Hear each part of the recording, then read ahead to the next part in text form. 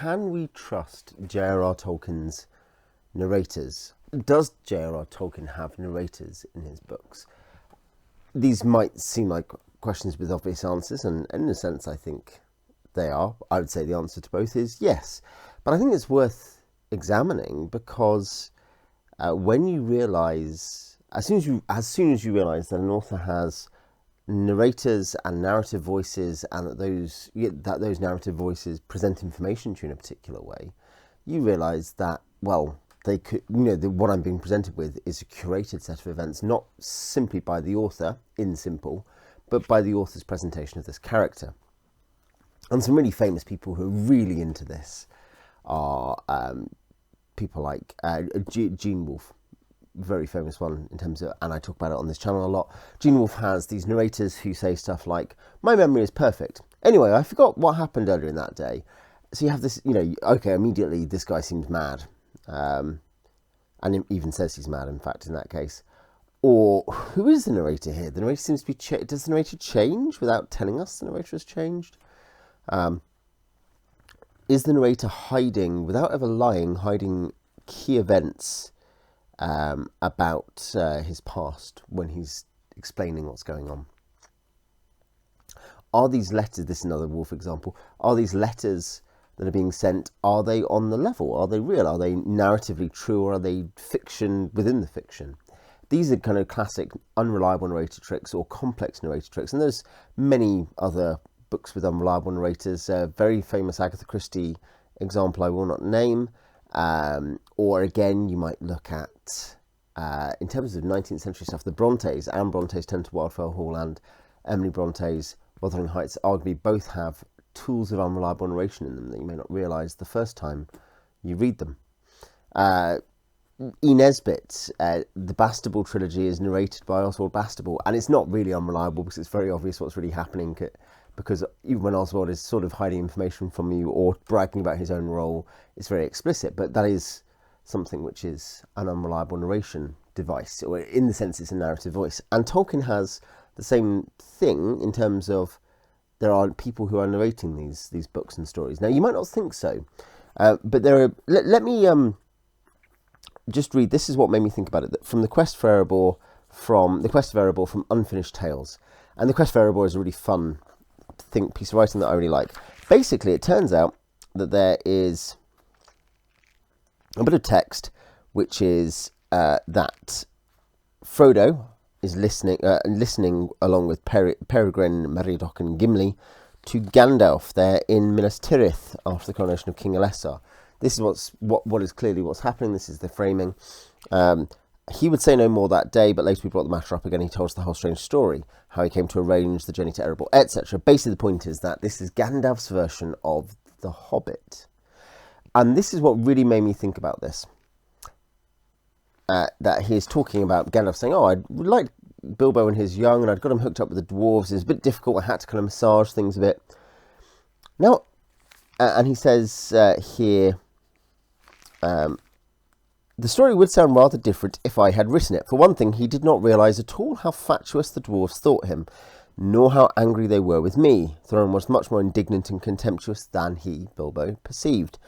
He was indeed contemptuous from the beginning, and thought then I had planned the whole affair simply so as to make a mock of him. It was only the map and the key that saved the situation, but I had not thought of them for years. And this goes back to Thrain and the stuff to do with the Moonrune map and the key to the secret door. That's a vital part of burgling the dragon. Isn't that interesting? Here, you might be like, okay, well that's so what, that's, he would have told a different version to Bilbo, except we have Bilbo's version, which is The Hobbit. The Hobbit is a translation of the spurious source, the Red Book of Westmarch. And The Hobbit, or There and Back Again, A Hobbit's Tale, is just by Bilbo. Lord of the Rings is a combination work in terms of the universe of Frodo, Bilbo and Sam, I think with Sam presumably being the final editor, kind of editing some stuff together. There's a whole extra fake textual history of this and how it came down to be translated. Those who know Book of the New Sun will know Book of the New Sun, of course, is the idea of Gene Wolfe apparently maybe getting it in the past, the far distant past, and translating it. Hence why he's using words we are familiar with to describe alien things, like a destrian wolf is a six-legged kind of beast of burden or whatever. So yeah, the point is that this is something where we have Bilbo's version, and we're told by Gandalf in the Quest of Erebor that Bilbo's version does not fully represent all the circumstances as they were. It does not fully represent how angry Thorin was. Thorin partly was perhaps masking it, but also that Bilbo probably just does not recognise how his behaviour came across, or how desperate things were, or the fact that Gandalf had not planned the issue of the map really in the way that he may come across as being like, oh, there's this map, this is what I've brought. The point is that this was all just on the fly as Gandalf realised these two must be connected. I've got to bring this old stuff up. And this is Tolkien, so there's a degree to which you say what Tolkien would often write. Maybe this is one of his things where he's simply musing and mulling, and he often does that over how would this work? How could this person have come here? Because he sees himself as discovering this secondary world. And yes, I can completely accept that. The one exception, or the one caveat to that, is that this is not a Tolkienian academic reflection, and there are plenty of things in the Unfinished Tales which are like that, but is narrative with indirect. It's got a narrative voice, which is Frodo. It has dialogue. It has it's presented indirectly as well, in the sense that it is not simply dialogical to you, the reader. It is a kind of narrative you're reading. So it's much more like Lord of the Rings in that way, stylistically. And so it itself has a narrator. The narrator is Frodo. It tells the story of another narrator, Gandalf, questioning or criticising a third party's narration, i.e. Bilbo. And this makes you think, so does this mean The Hobbit is inaccurate? And the quick answer to that is has Bilbo misunderstood everything? Was there really even a dragon? And I don't think we have to say that at all. I mean, there's no hint anywhere in Tolkien's writing that essentially these books are not the real story of what happened in these cases.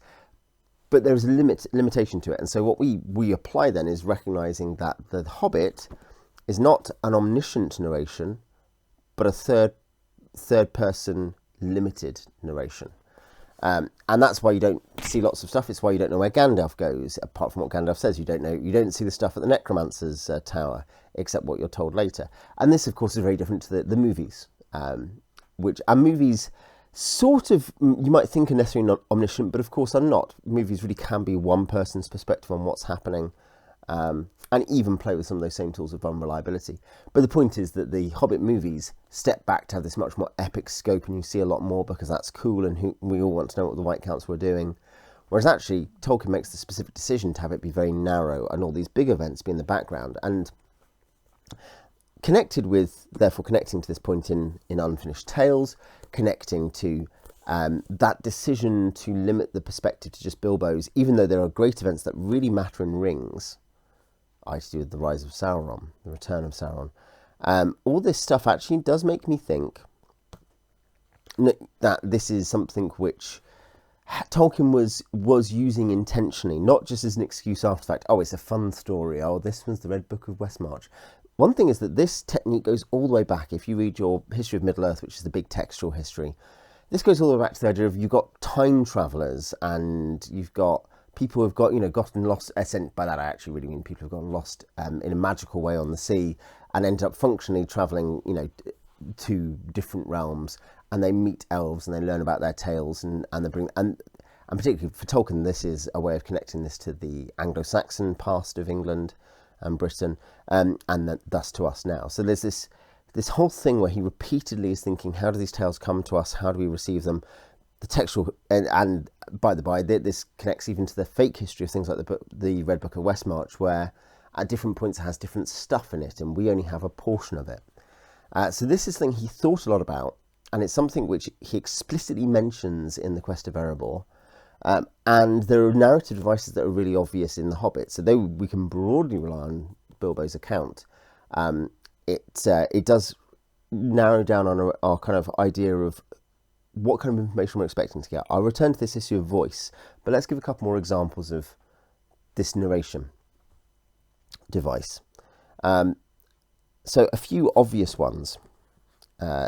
let's deal with the obvious ones. That's to say, the big books. Lord of the Rings, we know, is a compilation of materials, and so is necessarily, naturally, much more exhaustive. It has the Hobbit stories, and that's why when you split, you get these hobbits, and you get chiefly, therefore, the viewpoint of Pippin and Merry. When it's not with the quest going to Mordor, who do you get to see? You get through Pippin and Merry's eyes, essentially getting a sort of third person limited. And often Pippin and Merry don't understand all of that. Now, actually, we get a couple of exceptions, the most obvious being the three hunters searching for Pippin and Merry. In terms of the fake history of the Red Book, we know that there are insertions and additions by other people, and the editors, i.e. Bilbo, Frodo and Sam, have collated these materials and make them make sense together. So in that case, it's just another third-person limited narrative. Legolas, Aragorn, Gimli. Ultimately filtered through the editors, and the editors have decided what's important. And perhaps that's why we don't get material we might expect from elsewhere. Of course, actually, that's Tolkien saying, well, no, we don't need detailed stories of what happens at the battle at the Lonely Mountain. But the point is that, again, there's this internal process as well as the real writing process. There is a sub-creative process within the sub-creation. Think about that. So that's Lord of the Rings. The Silmarillion is interesting because, the fact that the books, the key first age books, the Ainulindale, Dale, the Valaquenta, and the Quenta Silmarillion, all have elven names. And they are the books of the elves on those subjects. And they have a particular form. The fact that they are more either legendary or Old Testament history, depending on the exact section we're talking about. This is in contrast to other ways that Tolkien writes the same first age stories, which doesn't actually give us, though I think we can tell who the narrative voices are. They're very different to how he writes Children of Húrin, or how he writes The Journey of Tuor to Gondolin, which are much more novelistic and stylistically like Rings. The same with some of the appendices rings, the Tale of Arwen and Aragorn, for instance. There's slight differences between each of these, but the point is that when he has the elves writing their legendary materials, the Quenta and the kind of prehistory, the angel stories, basically, that's how that is, and it has a particular style, and it's narrowly focused on the events of particularly the elves with these great human heroes in the First Age, which is explanatory of kind of some of their form, isn't it? Because Tolkien's trying to make those the elven histories, and we know that goes back to some of that Book of Lost Tales stuff all the way back from 1916. Or again, let's consider one or two more. I've got Tales from the Perilous Realm. So there's the Silmarillion. Tales from the Perilous Realm here, and the relevant thing here is this includes this edition includes the Adventures of Tom Bombadil, which is the poetry collection, and a big thing here is this has a whole preface on the textual history of the poems that go into the Tales of Tom Bombadil, which I think again is very revealing about the way that Tolkien thinks about this. He says, in the Red Book it said that number 5 was made by Bilbo, Red Book of Westmarch again, number 7 by Sam Gamgee, number 8 is marked SG, the ascription may be accepted. Number 11 is also marked SG, though at most Sam can only have touched up an older piece of the comic bestiary lore of which hobbits appear to have been fond. In The Lord of the Rings, Sam states that number 10 was traditional in the Shire. So we've got these textual histories of these poems, including ones not in The Lord of the Rings. Of course, we know tale-telling and narrative voice is important even within The Lord of the Rings, and we know that via the poetry. It's not the main purpose of the poetry, but the fact that, for instance, it tells us about Aragorn's character that he quotes part of the Lay of Lethien, but that's obviously pointing to a particular style, whereas when we come to some of the things that, and some of the poems that Sam knows, we know they're by Bilbo, and so there is a specific speaker there. We know also that, and I've talked about this in my discussions about poetry in Lord of the Rings, we know that poetic voice is distinct within those different poets in Lord of the Rings. Poetry is virtually always an indicator of order in Lord of the Rings, less so in The Hobbit, though let's get back to that. But in Lord of the Rings, it's nearly always an indicator narratively of order and of hope, but different singers have different singing styles. Tom Bombadil is very different to Aragorn, as a really obvious example. So yeah, the Adventures of Tom Bombadil, the poetry collection, which, as I say, I've got in Tales from the Perilous Realm, are explicitly in-world texts, and there's discussion, and there's some debate here about the way in which those texts are formed. For instance, the influence of the events at the end of the Third Age, the widening of the horizons of the Shire by contact with Rivendell and Gondor is to be seen in other pieces.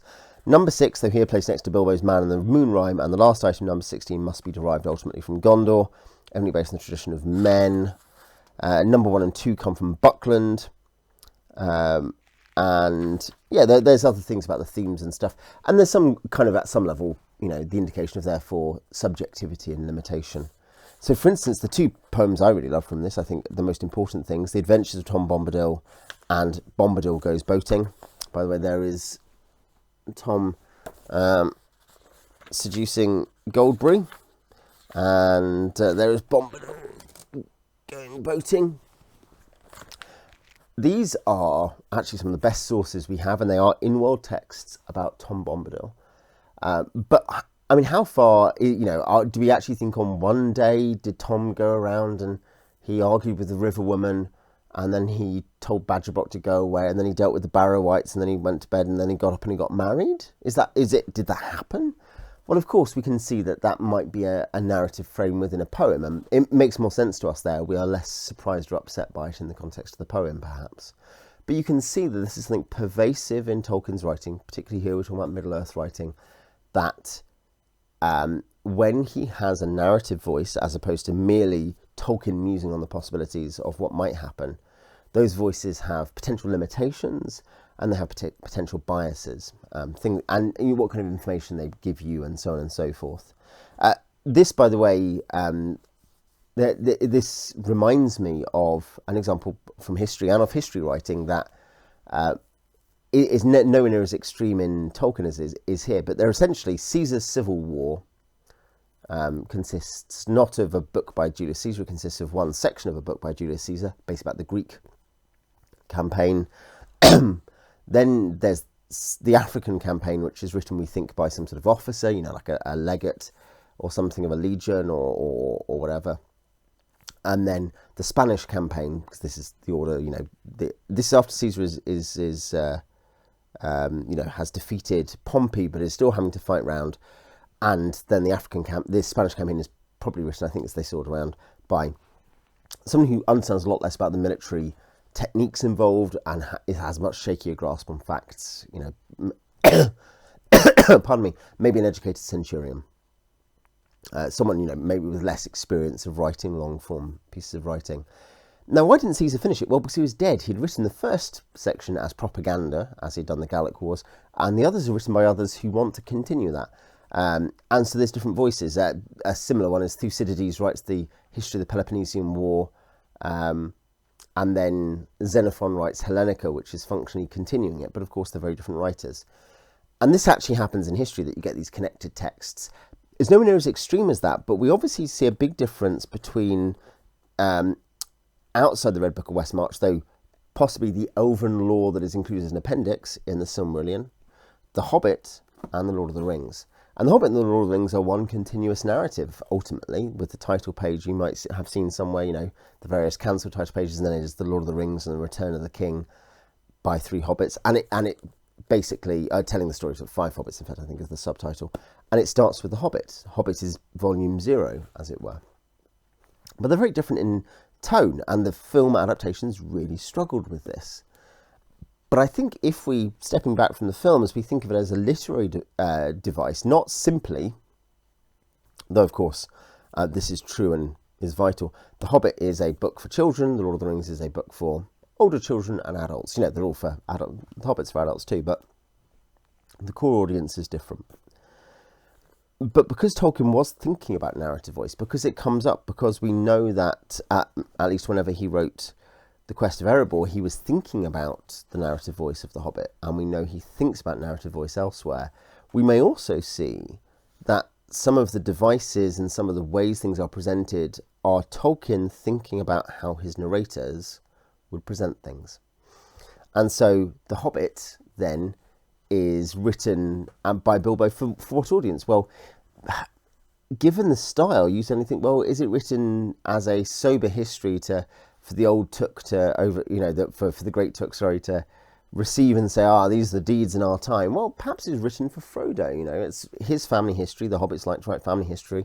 He writes it, and perhaps the kind of way it's playful and it's for kids is Bilbo writing for Frodo. What about, and that this does answer for me, perhaps, why poetry, which in Lord of the Rings is indicative of order and hope, is used by evil creatures in The Hobbit. Well, because Bilbo wrote it, and he wrote it to be entertaining, so he has spiders who have poems and so on and so forth. Did the dwarves actually sing a song about chipping the cups and cracking the plates? That's what Bilbo Baggins hates. How far is that, even that sort of thing, Bilbo gussing it up, making it more entertaining for young Frodo? So we see that some of the things which make it so stylistically different could be ascribed to an intentional decision, not just about the meta-genre, kids fiction versus fantasy fiction or whatever, but the actual internal kind of narrative style that he thinks is right, that is that author, that voice. And that is also a distinction between them. That's part of the big distinction between the first part of the big Lord of the Rings story and the main book, Lord of the Rings. And of course, all the more so when you come to look at the Silmarillion, which is the Quenta Silmarillion particularly, which is this epitome of Elvish lore. And so in that case, it makes sense that it has this far higher style, and that it records things in a particular way, and that it takes a much more obviously legendary tone, not in terms of the falseness of the narrative within it. It's true within Middle-earth, but the exact style. So yeah, that's something I've been thinking, is that, in summary, Tolkien thought a lot about narrative style, narrative voice. You can see not just his explicit mentions of narrative voice, but implicitly very different narrative voices across different texts. He's incredibly flexible in terms of narrative voice. Again, read The New Shadow, read Aldarion and Arendis as well. And that possibly, if we assume therefore he was thinking about it, it was intentional, the way he wrote them, then that helps us explain some differences between the texts and things that might otherwise seem inconsistent stylistically between texts. And that may seem like a silly complaint, but it certainly strikes some of us, which then actually makes these things gel more coherently and more satisfyingly. That's my thesis. I wonder what you think. I'd love to hear in the comments. It is, I suppose, what are your favourite Tolkienian narrative voices? But also, how far do you think that's compelling as an explanation of differences in text is probably the key question. Anyway, I'll leave it there. Till next time.